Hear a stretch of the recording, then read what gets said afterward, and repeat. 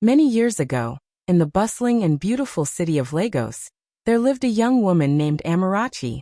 Amarachi was a talented fashion designer who owned not one but two thriving shops. She was always busy, deeply hardworking, and on top of that, strikingly beautiful. But with her beauty came a certain pride, especially when it came to her strong opinions about marriage. She often bragged to her friends, saying things like, "Me, I can never marry a man whose mother is still alive. I don't want any drama with a mother-in-law. All that conflict between daughters-in-law and mothers-in-law. I don't have the patience for it. What I want is peace in my home. I want to be the only woman in charge. I can't be with a man who, whenever I want to make a decision, will tell me, 'Go and ask my mother first, hear what she says.' I don't want any of that. So I must marry a man whose mother is no longer alive." She would boast proudly, leaving her friends worried. Her friends would try to correct her, urging her to think twice. Amarachi, this is not Nollywood. Stop talking like this. One day, you two will have children. They'll grow up, get married. Now imagine if your own daughter-in-law was wishing you dead. How would you feel? Does that sound right to you?" They asked with concern. But Amarachi never took their advice seriously. Instead, she would shrug and say, "Well, I've said my own. I didn't say I'd kill my mother-in-law. I'm just saying I don't want her alive. I want to marry a man whose mother has already passed. Is that too much to ask? All I want is peace. As for my children in the future, their wives can decide what they like. And if my sons' wives don't want me around, no problem. I'll go and live with my daughters. Simple. Please stop stressing yourselves. I know God will grant me the desire of my heart, a husband whose mother is dead.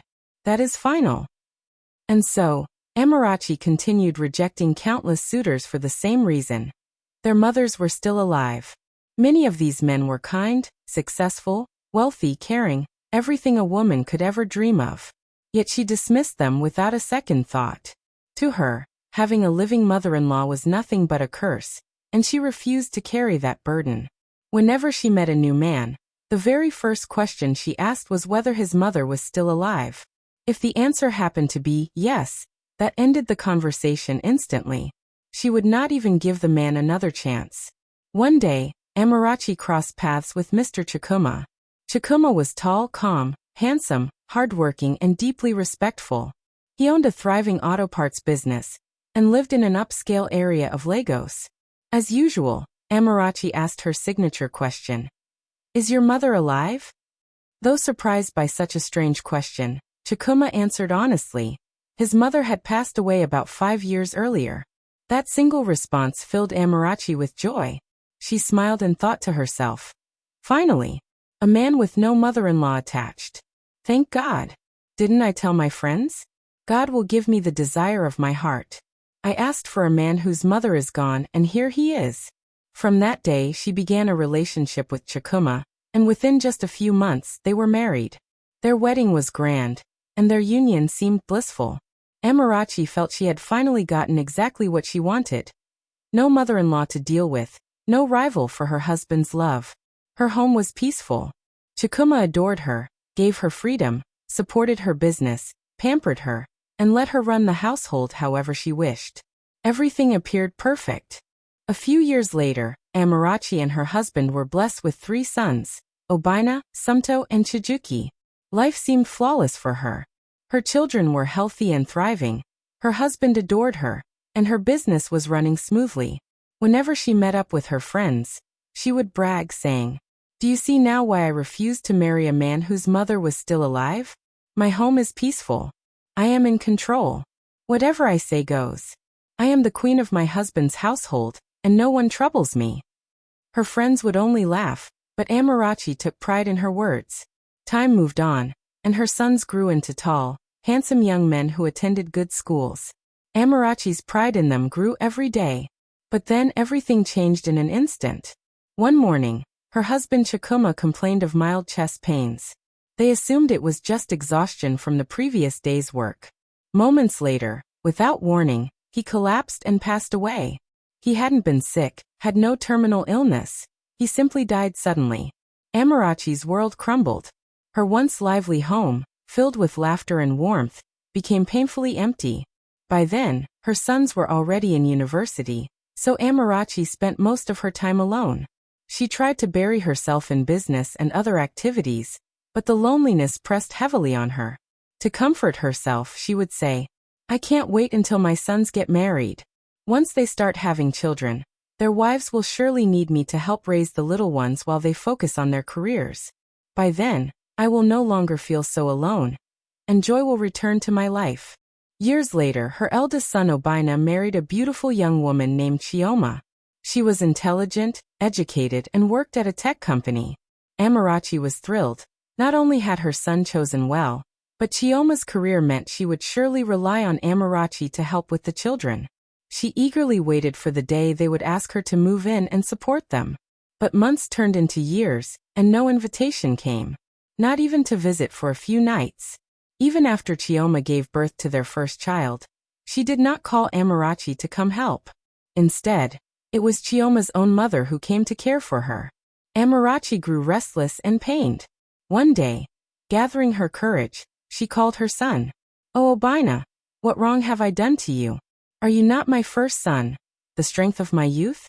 Since you married your wife, you have not once told me, 'Mama, leave that lonely house and come stay with us.' You've left me abandoned. You and your wife have never invited me to even spend a few days with you, to care for you, or to be cared for myself. What does this mean?" Obina replied gently, "Mama, it's not like that. How can I abandon you? God forbid. I would never do such a thing. It's just that we've been so busy. But we call you every weekend, don't we? You're always in our thoughts." But Amarachi was not convinced. "What does it mean that you are busy? If I come to your home, will I stop you from being busy? Can't I at least come and see my grandchild?" she asked, her voice already rising in frustration. Sighing, Obina admitted, "Mama, the truth is it's not me. It's Chioma. She doesn't want anyone living with us. She said for the first 5 years of our marriage, no in-laws are allowed. Not her family, not mine. The only reason her mother came was because she just gave birth. Otherwise, she wants us to build our life as a couple first. Mama, it's nothing against you personally." But Amarachi's heart broke. With tears in her eyes, she asked, "Obina, am I now an outsider in my own son's life? Has your wife turned your heart against me?" There was nothing Obina could do. Chioma had made her decision, and it was final. Though deeply wounded, Amarachi consoled herself with the thought that she still had 2 more sons. Perhaps their wives would welcome her. Eventually, her second son married a kind young woman named Idoma, a nurse by profession. Amarachi rejoiced, hoping this marriage would bring her closer to her children. But again, years went by and no invitation came. This time, instead of waiting, Amarachi decided to confront the matter directly. She visited Idoma and said, "Since you married my son, you have never once thought to invite me over to say, 'Come and stay with me for a few days, let me know the woman who raised my husband.' Yes, you call me, you even send money, but is it too much to ask that I stay in your home for even a week? Just a little time together?" Idoma looked at her firmly but respectfully. "Mama, I understand you. But you must also understand me. This is my matrimonial home, and I don't want clashes between us. If I cook something and you don't like it, you may feel insulted. Small misunderstandings could turn into conflicts, and I don't want that. I want us to remain on good terms. That's why I believe it's best for you to live in your house while I live in mine. That way, our relationship will stay peaceful and beautiful. Ask me for anything else, Mama, and I will gladly do it.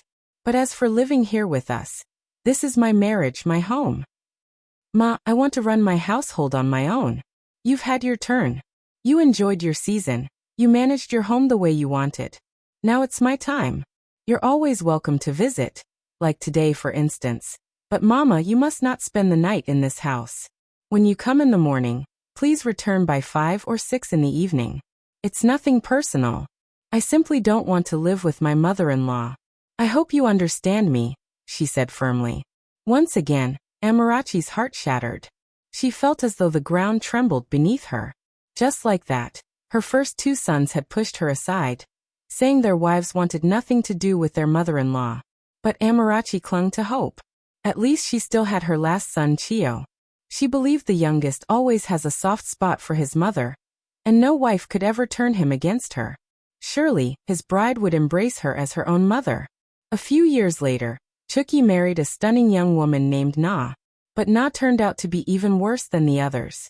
From the very beginning, she made it clear to Chuki that under no circumstances was his mother allowed to stay the night in their house. She wanted no mother-in-law drama. She told him plainly that she didn't want to be accused of disrespecting his mother, so to avoid any conflict, she didn't even want Amarachi within 5 kilometers of their home. Chuki, blinded by love, agreed to these terms even before their wedding. And that was how Amarachi found herself completely shut out. Night after night, Amarachi cried herself to sleep. Slowly, she realized it was karma catching up with her. Memories came flooding back. When she was younger, how she arrogantly rejected good suitors simply because their mothers were alive. How she had sworn never to share a roof with any mother-in-law. How she foolishly wished death upon innocent women she had never even met. All because of stereotypes about mothers-in-law. Now here she was aged lonely and unwanted. She had become the very mother-in-law she once despised, and none of her sons' wives wanted her near their homes. Her sons still loved her. They would call, they would send her generous amounts of money. They even visited sometimes. But none of their wives ever allowed her to sleep in their houses, not even for one night. So Amarachi cooked alone, ate alone, watched television alone. Her days were filled with silence and solitude. At times, she would meet with her friend Uru and pour out her pain. I'm exhausted. I can't believe my life has turned out this way. My sons' wives have turned their hearts against me. I wish I had a daughter. Oh God, I'm so tired. I feel so alone. Amarachi wept. Uru would look at her and say, but Amarachi, didn't we warn you? Didn't we tell you? Every time you opened your mouth you said, the man I marry must have a dead mother. How could you wish death on women you never even knew? At least in your case, your daughters-in-law don't wish you dead. They only refuse to let you into their homes. Imagine if they had wished you death. You might not even be here today. Can't you see? Life always gives back what you put into it. But it's too late to cry over spilled milk. You must now find a way to bring joy into your own life. Watch television, come visit me often, and I'll visit you too. Don't dwell on it endlessly. We can't turn back time. Let this be a lesson, a hard lesson for everyone. You can't go around wishing bad things on others, and then expect only good to come your way. Life doesn't work like that, Papa said firmly. And so, Amarachi lived out the rest of her years in isolation and silence. As time went on, her health began to fail. She developed high blood pressure, arthritis, and moving around became difficult. Out of desperation, she pleaded once more with her sons to let her live with them so they could look after her. But again they turned her away, saying their wives refused to live under the same roof as a mother-in-law, and that protecting the peace of their homes mattered more. Amarachi wept bitterly. She knew she needed someone to care for her. Eventually, she packed her belongings quietly and moved into an old people's home in Ibadan, where nurses tended to her kindly, even though they were strangers. There, she was surrounded by other elderly men and women, equally lonely, with no family by their side. Every day, she sat by her window waiting, hoping her sons would one day take her home. They did visit occasionally, but their wives almost never came. Amarachi's heart ached knowing her grandchildren were growing up without really knowing her. Even on her 70th birthday, it was only the nurses who remembered. They surprised her with a small cake. She smiled and thanked them, but deep inside she was heartbroken. She knew she was supposed to be celebrating surrounded by her sons and their families, not inside a nursing home. One day, a young nurse noticed how sad she often looked. With concern she asked, "Mama, why don't your children allow you to stay with them? I've seen them visit. They seem comfortable, not poor. They even have children. Don't you think being around your grandchildren would help you live longer and stay healthy?" Amarachi took a deep breath and sighed. "My dear, you wouldn't understand. What I'm facing now is simply the harvest of the seeds I once planted. This is karma coming back to me. When I was young, I proudly said I would never marry a man whose mother was alive. I didn't want to share my home with a mother-in-law. I thought I was wise, But I was only arrogant and foolish. I sowed rejection, and now see me, reaping it in full measure. Pressed down, shaken together, and running over. Look at my friends. They live happily with their children and grandchildren. Their daughters-in-law treat them with respect, caring for them just as they once cared for their own mothers-in-law. But me? This is the fruit of my choices. What can I say? It is well. I will spend the rest of my days in regret. I cannot turn back the hands of time. From that day, Amarachi stopped complaining. She accepted her fate and spent her final years in quiet reflection, knowing her own words had shaped the life she was now living. Hi besties, it's your favorite storyteller, Malia. Thank you so much for watching this story till the end. Now I really want to hear your thoughts. Do you believe Amarachi got what she deserved, ending up alone in an old people's home in Nigeria? After all, staying in a nursing home is more of a Western practice. In African culture, especially in Nigeria, it's expected that the elderly are surrounded by their children and grandchildren. So to be abandoned like that. Do you think it was simply karma for wishing to marry a man whose mother was no longer alive? Remember, she never wished to harm anyone. She only said she didn't want a mother-in-law. But was that wish enough to bring such a painful ending? After all, people often wish to marry tall, dark, handsome, or wealthy men. Was her wish really so wrong? I'd love to hear your opinions in the comments. Also, I'd like to know, what is your own relationship with your mother-in-law like? If you're a man, how do you get along with your wife's mother? And if you're a woman, how is your bond with your husband's mother? We often hear the stereotype that mothers-in-law are wicked or difficult. But is that always true? Share your experiences. I can't wait to read them. And please, don't forget to support your girl Malicha by subscribing, liking this video, and sharing it with your loved ones.